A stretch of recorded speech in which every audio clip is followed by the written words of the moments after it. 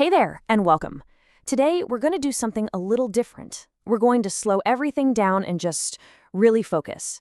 We've got 20 new vocabulary words to explore, and we're going to go through them one by one, nice and easy, to make sure we get them.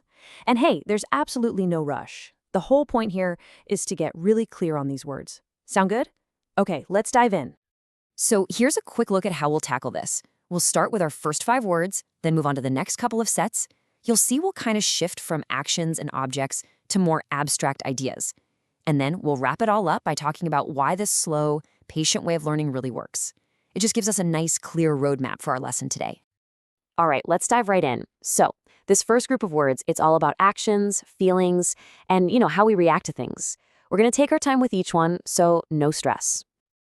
Okay, so our very first word is counteraction.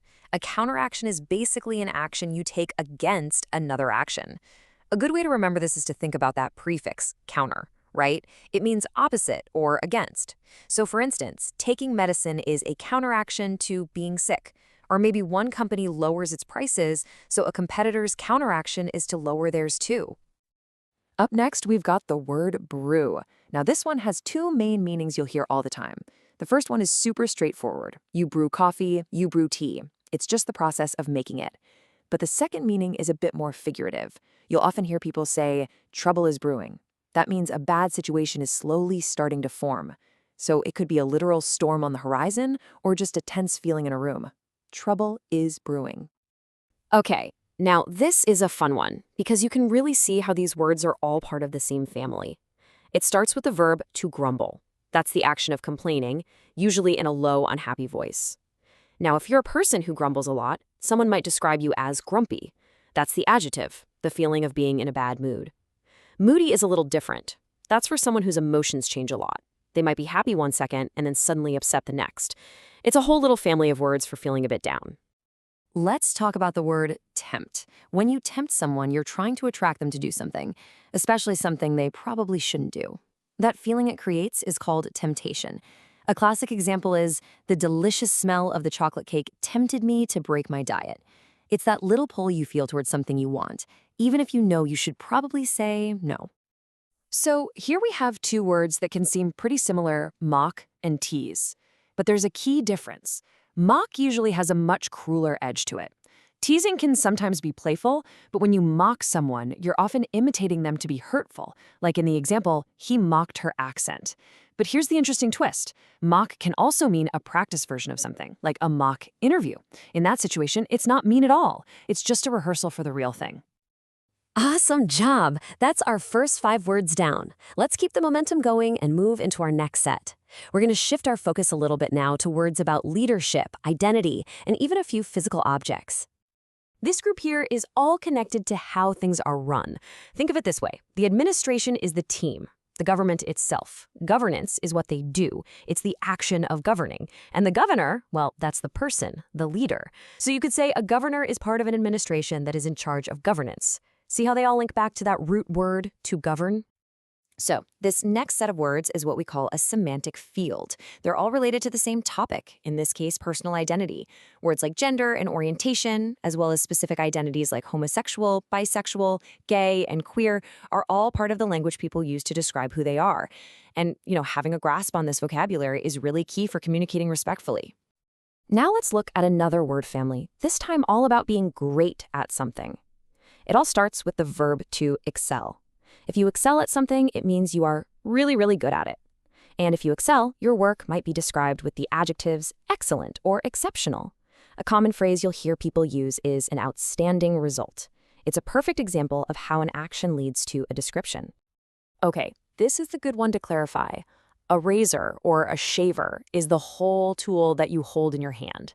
The blade, or cutter, is just the sharp little piece inside that tool. So you would put a new blade into your razor. The blade is just one part, while the razor is the whole thing. It's a simple difference, but an important one. Let's break down this sentence. He lifted the barbell and the dumbbell. Okay, so both of these are weights you'd find in a gym. A barbell has that long bar in the middle, and you usually lift it with 2 hands. A dumbbell, on the other hand, is the much shorter one that you can easily hold in just one hand. That's a pretty easy way to remember the difference. You're doing great. We've looked at actions and objects, and now we're going to shift gears a little. We're moving into our third section, which is all about more abstract ideas and concepts. This is where language gets really fun. All right, to kick things off in this section, let me ask you a question. How many different ways can we use the word matter? It's such a tiny word, but wow, is it versatile? Let's take a look. And this is what's so cool about a word like matter. It's just so flexible. It can mean a problem, like when you ask, "What's the matter?" It can also refer to a situation, like a private matter. Then it can be a verb that means to be important, like it really matters what you think. And finally, you can use it as a noun related to importance in a phrase like, "It's just a matter of time." It just goes to show you, context is everything. All right, let's look at the word tangible. Something is tangible if you can actually touch it. It's real, it's concrete, it's a physical thing. The opposite would be something like an idea or a feeling, which are intangible. We often use this word when we talk about tangible proof or tangible results, which just means evidence or outcomes that are real and measurable, not just theories. Oh, this is a great set of words, all about positive feelings. Now, glad, pleased, and cheerful are all about just being in a state of happiness. But thankful and grateful are a little different. You usually feel those in response to something. You're thankful for a gift, or you're grateful to a person who helped you.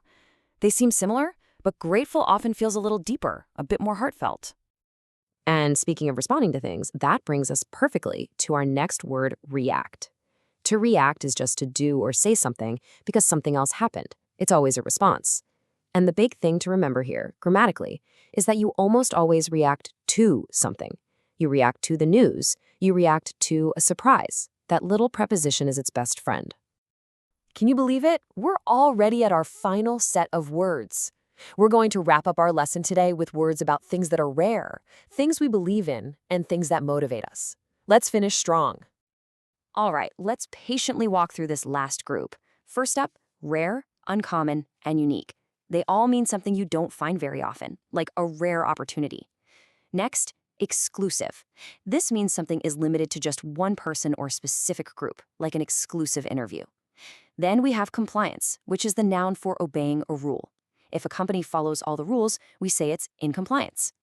Moving on, playback is simple. It's just when you watch or listen to a recording. Then there's faith, which means a strong belief. A person who is very loyal is called faithful, like a faithful friend. And last but not least, we have 3 great verbs: inspire, encourage, and motivate.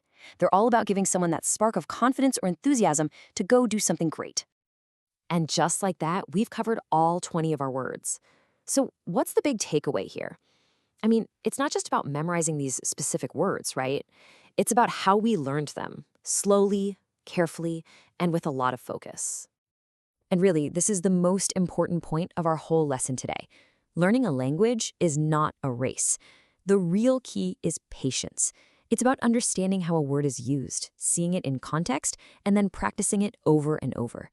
The method we use today, just going step by step, that's the real tool I want you to take with you. And while this is the end of our explainer, for you, it's really just the beginning of actually using these new words. So I'll leave you with a final thought to chew on. Which of these new words are you going to try and use first? Thanks so much for your focus today.